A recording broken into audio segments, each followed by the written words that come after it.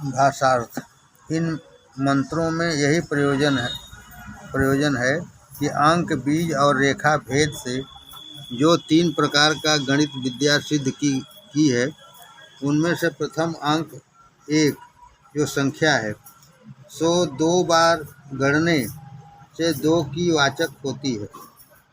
जैसे 1 + 1 = 2। ऐसे ही 1 के आगे 1 तथा 1 के आगे 2 व 2 के आगे 1 आदि जोड़ने से भी समझ लेना। इसी प्रकार 1 के साथ 3 जोड़ने से 4 तथा 3 को 3 जोड़ने से 6 अथवा 3 को 3 से गुणने से 3 × 3 = 9 हुए। इसी प्रकार 4 के साथ 4, 5 के साथ 5, 6 के साथ 6, 8 के साथ 8 इत्यादि जोड़ने व गुणने तथा सब मंत्रों के आशय को फैलाने से सब गणित विद्या निकलती है। जैसे 5 के साथ 5 55, वैसे ही 5 5 6 6 55 66 इत्यादि जान लेना चाहिए। ऐसे ही इन मंत्रों के अर्थों को आगे योजना करने से अंकों से अनेक प्रकार की गणित विद्या सिद्ध होती है, क्योंकि इन मंत्रों के अर्थ और अनेक प्रकार के प्रयोगों से मनुष्य को अनेक प्रकार की गणित विद्या अवश्य जाननी चाहिए। और जो कि वेदों का अंग ज्योतिष शास्त्र कहता है, उसमें भी इसी प्रकार के मंत्रों के अभिप्राय से गणित विद्या सिद्ध की और अंकों से जो गणित विद्या निकलती है, वह निश्चित और असंख्यात पदार्थों से युक्त होती है। और अज्ञात पदार्थों की संख्या जानने के लिए बीजगणित होता है। सो भी एका च में इत्यादि मंत्रों ही से सिद्ध होता है। जैसे अ वर्ग + क वर्ग, अ वर्ग - क घन, क घन भागे अ घन इत्यादि संकेत से निकलता है। यह भी वेदों ही से ऋषि मुनियों ने निकाला है। अग्न स्क्वायर आर क्यूब, इस मंत्र के संकेतों से भी बीजगणित निकलता है। और इसी प्रकार से तीसरा भाग जो रेखा गणित है, सो भी वेदों ही से सिद्ध होता है।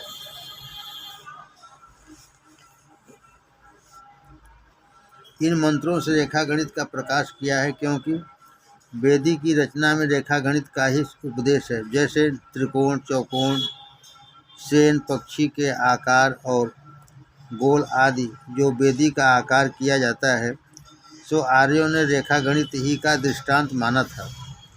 क्योंकि पृथ्वी का जो चारों ओर घेरा है, उसी को परिधि और ऊपर से अंत तक जो पृथ्वी की रेखा है, उसी को व्यास कहते हैं। इसी प्रकार से इन मंत्रों में आदि, मध्य और अंत आदि रेखाओं को भी जानना चाहिए। और इसी रीत से तिर्यक, विषुवत रेखा आदि भी निकलती हैं। अर्थात यथार्थ ज्ञान क्या है, जिससे पदार्थों का तोल किया जाए, सो क्या चीज़ है। कारण जिससे कार्य उत्पन्न होता है, वह क्या चीज़ है। जगत में जानने के योग्य सारभूत क्या है। परिधि किसको कहते हैं। स्वतंत्र वस्तु क्या है। प्रयोग और शब्दों से स्तुति करने के योग्य क्या है। इन 7 प्रश्नों का उत्तर यथावत दिया जाता है। जिसको सब विद्वान लोग पूजते हैं, वही परमेश्वर प्रमा आदि नाम वाला है। इन मंत्रों में भी प्रमा और परिधि आदि शब्दों से रेखा गणित साधने का उपदेश परमात्मा ने किया है। सो यह 3 प्रकार की गणित विद्या आर्यों ने वेदों से ही सिद्ध की है, और इसी आर्यावर्त देश से सर्वत्र भूगोल में गई है।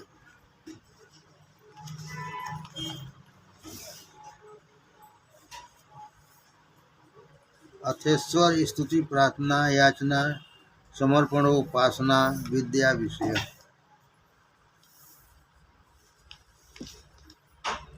अब गणित विद्या विषय के पश्चात तेजो असी इत्यादि मंत्रों में केवल ईश्वर की प्रार्थना याचना समर्पण और उपासना विषय है, सो आगे लिखा जाता है। परंतु जानना चाहिए कि स्तुति विषय तो यो भूतम च इत्यादि मंत्रों में कुछ कुछ लिख दिया गया है और आगे भी कुछ लिखेंगे। यहाँ पहले प्रार्थना विषय लिखते हैं। तेजोवश तेजोवश तेजोमय देहि वीर्यमसि वीर्यमय देहि बलमसि बलमय देहि ओजोवशो ओजोमय देहि मन्युरसो मन्युर्मय देहि सहोवसि सहोमय देहि। यजुर्वेद 19 मंत्र 9 अध्याय 19 मंत्र 9। तेजोवश अर्थात हे परमेश्वर, आप प्रकाश स्वरूप हैं और हृदय में भी कृपा से विज्ञान रूप प्रकाश कीजिए। वीर्यमस हे जगदीश्वर, आप अनंत पराक्रम वाले हैं, मुझको भी पूर्ण पराक्रम दीजिए। बलमस हे अनंत बल वाले परमेश्वर, आप अपने अनुग्रह से मुझको भी शरीर और आत्मा में पूर्ण बल दीजिए। ओजोवश हे शक्तिमान सर्वशक्तिमान, आप सब सामर्थ्य के निवास स्थान हैं। अपनी करुणा से यथोचित सामर्थ्य का निवास स्थान मुझको भी कीजिए। मन्युरसि हे दुष्टों पर क्रोध करने वाले, आप दुष्ट कामों और दुष्ट जीवों पर क्रोध करने का स्वभाव मुझ में भी रखिए। सहोवसी हे सबके सहन करने वाले हरि ईश्वर, आप जैसे पृथ्वी आदि लोकों के धारण और नास्तिकों के दुष्ट व्यवहारों को सहते हैं, वैसे ही सुख दुख हानि लाभ सर्दी गर्मी भूख प्यास और युद्ध आदि का सहने वाला मुझको भी कीजिए। अर्थात सब शुभ गुण मुझको देके अशुभ गुणों से सदा अलग कीजिए। एक बार और पढ़ देंगे। तेजोवशी हे परमेश्वर, आप प्रकाश रूप हैं, मेरे हृदय में भी कृपा से विज्ञान रूप प्रकाश कीजिए। वीर्यमसि हे जगदीश्वर, आप अनंत पराक्रम वाले हैं, मुझको भी पूर्ण पराक्रम दीजिए। बलमसि हे अनंत बल वाले महेश्वर, आप अपने अनुग्रह से मुझको भी शरीर और आत्मा में पूर्ण बल दीजिए। ओजोवसु हे सर्वशक्तिमान, आप सब सामर्थ्य के निवास स्थान हैं। अपनी करुणा से यथोचित सामर्थ्य का निवास स्थान मुझको भी कीजिए। मन्युरसि हे दुष्टों पर क्रोध करने वाले, आप दुष्ट कामों और दुष्ट जीवों पर क्रोध करने का स्वभाव मुझ में भी रखिए। सहोवसी हे सबके सहन करने वाले ईश्वर, आप जैसे पृथ्वी आदि लोकों के धारण और नास्तिकों के दुष्ट व्यवहारों को सहते हैं, वैसे ही सुख दुख हानि लाभ सर्दी गर्मी भूख प्यास और युद्ध आदि का सहने वाला मुझको भी कीजिए। अर्थात सब शुभ गुण मुझको देके अशुभ गुणों से सदा अलग रखिए। हे उत्तम ऐश्वर्य युक्त परमेश्वर, आप अपनी कृपा से स्रोत आदि उत्तम इंद्रिय और श्रेष्ठ स्वभाव वाले मन को मुझ में स्थिर कीजिए। अर्थात हमको उत्तम गुण और पदार्थों के सहित सब दिन के लिए कीजिए।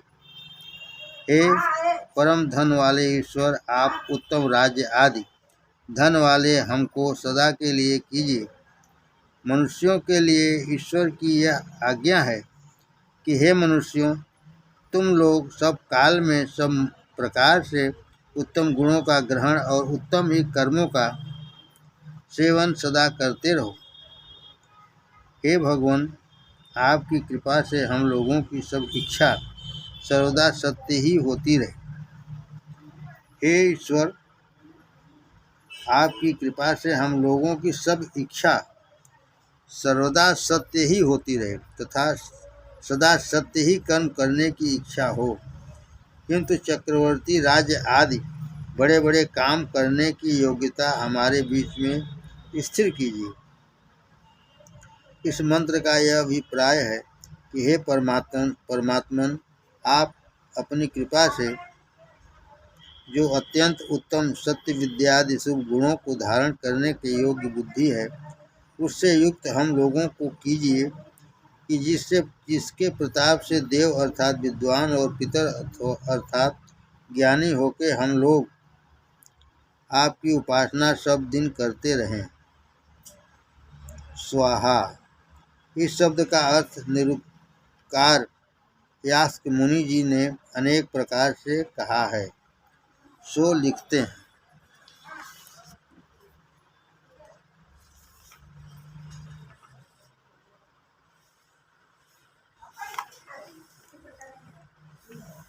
सब मनुष्यों को अच्छा मीठा कल्याण करने वाला और प्रिय वचन सदा बोलना चाहिए। सब मनुष्यों को अच्छा मीठा कल्याण करने वाला और प्रिय वचन सदा बोलना चाहिए। स्व वागा हेतिवा अर्थात मनुष्यों को यह निश्चय करके जानना चाहिए कि जैसी बात उनके ज्ञान के बीच में वर्तमान हो, जीव से भी सदा वैसा ही बोलें, उससे विपरीत नहीं। स्वयं प्राहेतिवा सब मनुष्य अपने ही पदार्थ को अपना कहें, दूसरे के पदार्थ को कभी नहीं अपना। सब मनुष्य अपने ही पदार्थ को अपना कहें, दूसरे के पदार्थ को कभी नहीं। अर्थात जितना जितना धर्मयुक्त पुरुषार्थ से उनको पदार्थ प्राप्त हो, उतने ही में सदा संतोष करें।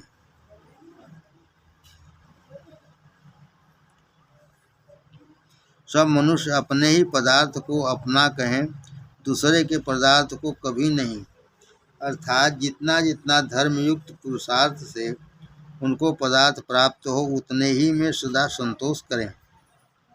स्वाहुतम अर्थात सर्वदिन अच्छी प्रकार सुगंधादि द्रव्यों का संस्कार करके सब जगत के उपकार करने वाले होम को किया करें। और स्वाहा शब्द का यह भी अर्थ है कि सब दिन मिथ्यावाद को छोड़ के सत्य ही बोलना चाहिए।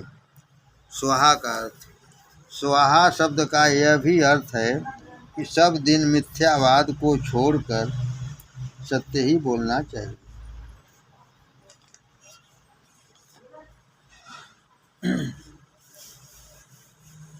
इस मंत्र में ईश्वर सब जीवों को आशीर्वाद देता है कि हे मनुष्यों, तुम लोग सब काल में उत्तम बल वाले हो, किंतु तुम्हारे अर्थात आग्नेयादि अस्त्र और शतघ्नि, तोप, भुसुंडी, बंदूक, धनुष, बाण और तलवार आदि शस्त्र सब स्थिर हों तथा परावुदे मेरी कृपा से तुम्हारे अस्त्र और शस्त्र सब दुष्ट शत्रुओं के पराजय करने में योग्य हों। मेरी कृपा से तुम्हारे अस्त्र और शस्त्र सब दुष्ट शत्रुओं के पराजय करने में योग्य हों तथा वे अत्यंत दृढ़ और प्रशंसा करने के योग्य हों। उत्प्रतिस्कभे अर्थात तुम्हारे अस्त्र और शस्त्र सब दुष्ट शत्रुओं की सेना के वेग थामने के लिए प्रबल हों। अर्थात हे मनुष्यों, तुम्हारी अर्थात सेना अत्यंत प्रशंसा के योग्य हो, जिससे तुम्हारा अखंडित बल और चक्रवर्ती राज्य स्थिर होकर दुष्ट शत्रुओं का सदा पराजय होता रहे। परंतु यह मेरा आशीर्वाद केवल धर्मात्मा, न्यायकारी और श्रेष्ठ मनुष्यों के लिए है, और जो कपटी, छली, अन्यायकारी और दुष्ट मनुष्य हैं उसके लिए नहीं। किंतु ऐसे मनुष्यों का तो सदा पराजय ही होता रहेगा। इसलिए तुम लोग सदा धर्म कार्यों ही को करते रहो। हे भगवान, हमारे शुभ कर्म करने ही की इच्छा हो और हमारे शरीरों को उत्तम अन्न से सदा पुष्टियुक्त रखिए।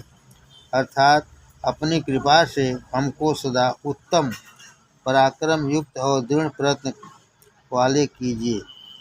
सत्य शास्त्र और अर्थात वेद विद्या के पढ़ाने और उससे यथावत उपकार लेने में हमको अत्यंत समर्थ कीजिए, अर्थात जिससे हम लोग उत्तम विद्यादि गुणों और कर्मों को करके ब्राह्मण वर्ण में हों।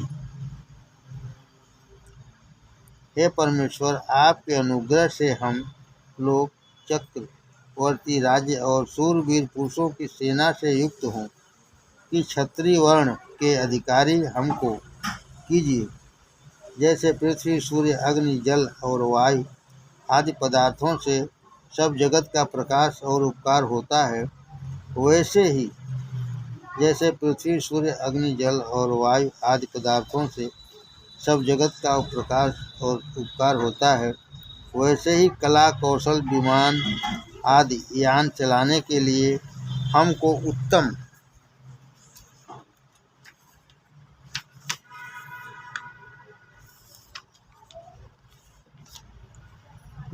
सुख सहित कीजिए कि जिससे हम लोग सब सृष्टि के उपकार करने वाले हों।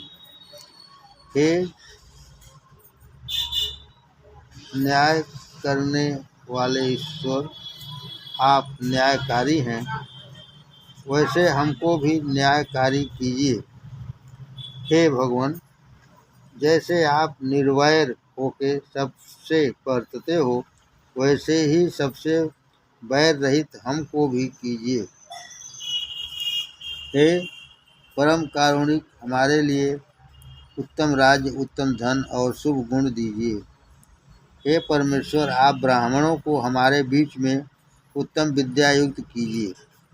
हमको अत्यंत चतुर, शूरवीर और क्षत्रिय वर्ण का अधिकारी कीजिए, अर्थात वैश्य वर्ण, और हमारी प्रजा का रक्षण सदा कीजिए कि जिससे हम शुभ गुण वाले होकर अत्यंत पुरुषार्थी हों।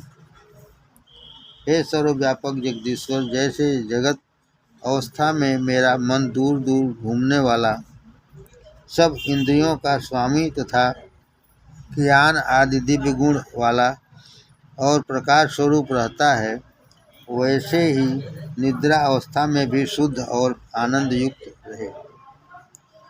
हे परमेश्वर, जो प्रकाश का भी प्रकाश करने वाला और एक है, हे परमेश्वर, ऐसा जो मेरा मन है सो आपकी कृपा से कल्याण करने वाला और शुद्ध स्वभाव युक्त हो, जिससे अधर्म कामों में कभी प्रवृत्त न हो। इसी प्रकार से इत्यादि मंत्र शुक्ल यजुर्वेद के 18वें अध्याय में मंत्र ईश्वर के अर्थ सर्वस्व समर्पण करने के ही विधान में है, अर्थात सबसे उत्तम मोक्ष सुख से लेके अन्न जल पर्यंत सब पदार्थों की याचना मनुष्यों को केवल ईश्वर ही से करनी चाहिए।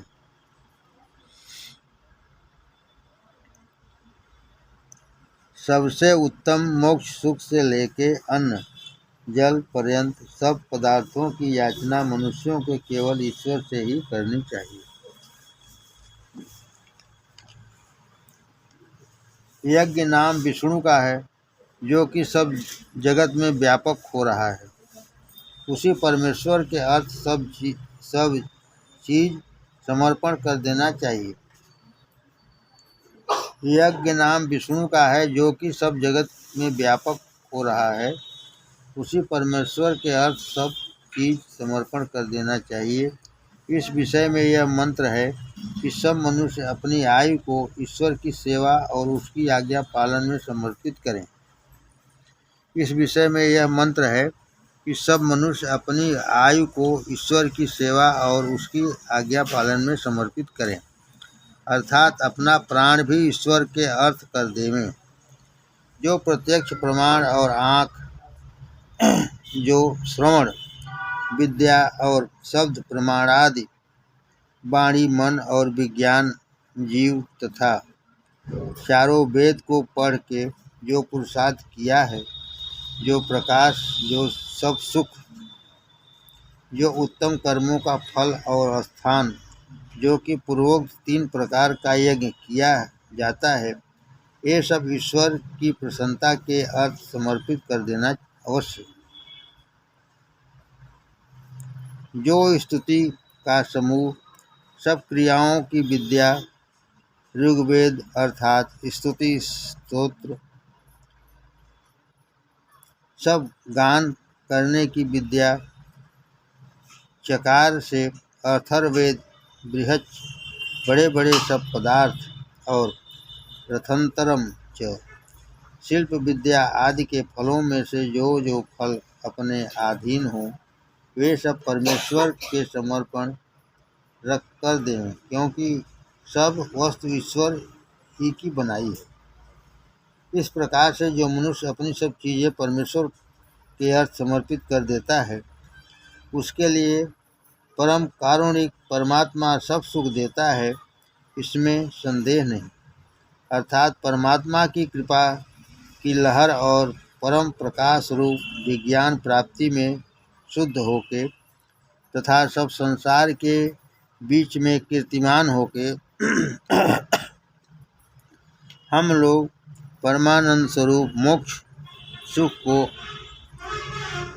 अगन्य सब दिन के लिए प्राप्त हों, तथा हम सब मनुष्य लोगों को उचित है कि किसी एक मनुष्य को अपना राजा न माने।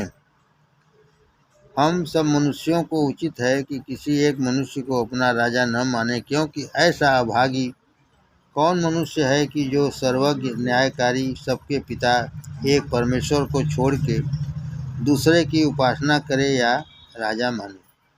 इसलिए हम लोग उसी को अपना राजा मान के सत्य नाम को प्राप्त हों, सत्य न्याय को प्राप्त हों, अर्थात वही सब मनुष्यों के न्याय करने में समर्थ है, अन्य कोई नहीं। अर्थात हम लोग सर्वत्र सत्य स्वरूप सत्य न्याय करने वाले परमेश्वर राजा की अपने सत्य भाव से प्रजा होके यथावत सत्य मानने, सत्य बोलने और सत्य करने में समर्थ हों। सब मनुष्यों को परमेश्वर से इस प्रकार की आशा करनी उचित है कि हे कृपानिधे, आपकी आज्ञा और भक्ति से हम लोग परस्पर विरोधी कभी न हों। आपकी आज्ञा और भक्ति से हम लोग परस्पर विरोधी कभी न हों, किंतु आप और सबके साथ सदा पिता पुत्र के समान प्रेम से बरतें।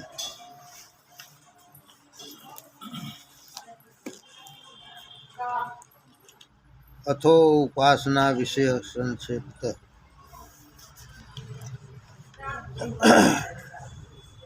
अब ईश्वर की उपासना का विषय जैसा वेदों में लिखा है, उसमें से कुछ संक्षेप से यहाँ भी लिखा जाता है।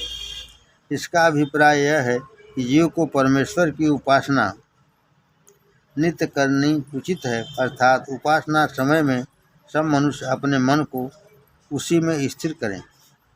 अर्थात उपासना समय में सब मनुष्य अपने मन को उसी में स्थिर करें। और जो लोग ईश्वर के उपासक अर्थात बड़े बड़े बुद्धिमान उपासना योग के ग्रहण करने वाले हैं, वे सबको जानने वाला सबसे बड़ा और सब विद्याओं से युक्त जो परमेश्वर है, उसके बीच में अपने मन को ठीक ठीक युक्त करते हैं तथा अपनी बुद्धि वृत्ति अर्थात ज्ञान को भी सदा परमेश्वर ही में स्थिर करते हैं। जो परमेश्वर इस सब जगत को धारण और विधान करता है, जो सब जीवों के ज्ञानों तथा प्रजा का भी साक्षी है, वही एक परमात्मा सर्वत्र व्यापक है कि जिससे परे कोई उत्तम पदार्थ नहीं है। उस देव अर्थात सब जगत के प्रकाश और सबकी रचना करने वाले परमेश्वर की हम लोग सब प्रकार से स्तुति करें। कैसी वह स्तुति है कि सबसे बड़ी अर्थात जिसके समान किसी दूसरे को हो ही नहीं सकती। योग को करने वाले मनुष्य तत्व अर्थात ब्रह्म ज्ञान के लिए जब अपने मन को पहले परमेश्वर से युक्त करते हैं, तब परमेश्वर उनकी बुद्धि को अपनी कृपा से अपने मन में युक्त कर लेता है। फिर से परमेश्वर के प्रकाश को निश्चय करके यथावत धारण करते हैं। पृथ्वी के बीच में योगी का यही प्रसिद्ध लक्षण है। जब मनुष्य इस प्रकार की इच्छा करे कि हम लोग मोक्ष सुख के लिए यथायोग सामर्थ्य के बल से परमेश्वर की सृष्टि में उपासना योग करके अपने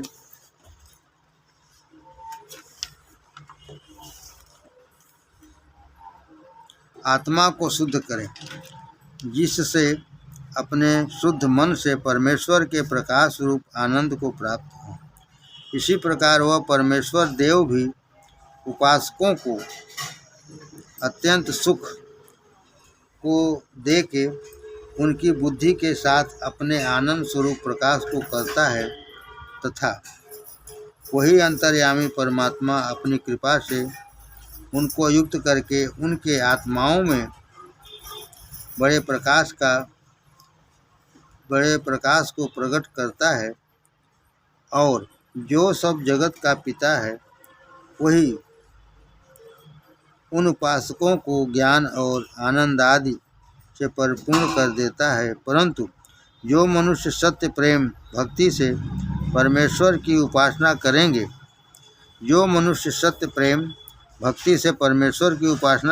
उन्हीं उपासकों को परम कृपामय अंतर्यामी परमेश्वर मोक्ष सुख दे के सदा के लिए आनंद युक्त कर देगा। जो मनुष्य सत्य प्रेम भक्ति से परमेश्वर की उपासना करेंगे, उन्हीं उपासकों को परम कृपामय अंतर्यामी परमेश्वर मोक्ष सुख दे के सदा के लिए आनंद युक्त कर देगा। उपासना का उपदेश देने वाले और ग्रहण करने वाले दोनों के प्रति परमेश्वर प्रतिज्ञा करता है।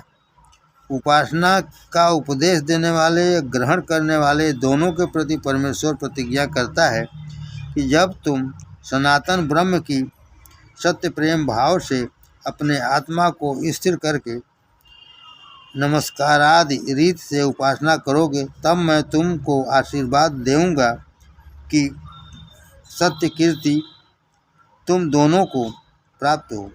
किसके समान? जैसे परम विद्वान को धर्म मार्ग यथावत प्राप्त होता है, इसी प्रकार तुमको सत्य सेवा से सत्य कीर्ति प्राप्त हो। फिर भी मैं सबको उपदेश करता हूँ कि हे मोक्ष मार्ग के पालन करने वाले मनुष्यों, तुम सब लोग सुनो कि जो दिव्य लोकों अर्थात मोक्ष सुखों को पूर्व प्राप्त हो चुके हैं, उसी उपासना योग से तुम लोग भी उन सुखों को प्राप्त हो, इसमें संदेह मत करो। इसलिए मैं तुमको उपासना योग से युक्त करता हूँ।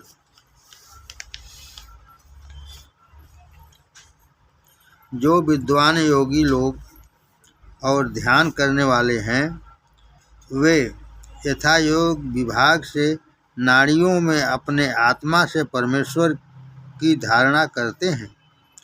जो योग युक्त कर्मों से में तत्पर रहते हैं, अपने ज्ञान और आनंद को सदा विस्तृत करते हैं, वे विद्वानों के बीच में प्रशंसित होकर परमानंद को प्राप्त होते हैं। हे उपासक लोगों, तुम योगाभ्यास तथा परमात्मा के योग से नाड़ियों में ध्यान करके परमानंद का विस्तार करो। इस प्रकार करने से योनि अर्थात अपने अंतःकरण को शुद्ध और परमानंद स्वरूप परमेश्वर में स्थिर करके उसमें उपासना विधान से विज्ञान रूप बीज को अच्छी प्रकार से बो तथा पूर्वोक्त प्रकार से वेदवाणी करके परमात्मा में युक्त होकर उसकी स्तुति प्रार्थना और उपासना में प्रवृत्ति करो तथा तुम लोग ऐसी इच्छा करो कि हम उपासना योग के फल को प्राप्त हुए और हमको ईश्वर के अनुग्रह से वह फल शीघ्र ही प्राप्त हो।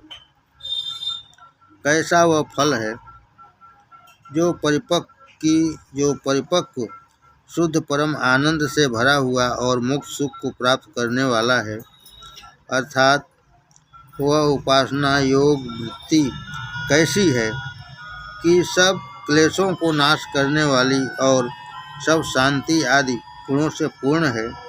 उन उपासना योग वृत्तियों से परमात्मा के योग को अपने आत्मा में प्रकाशित करो।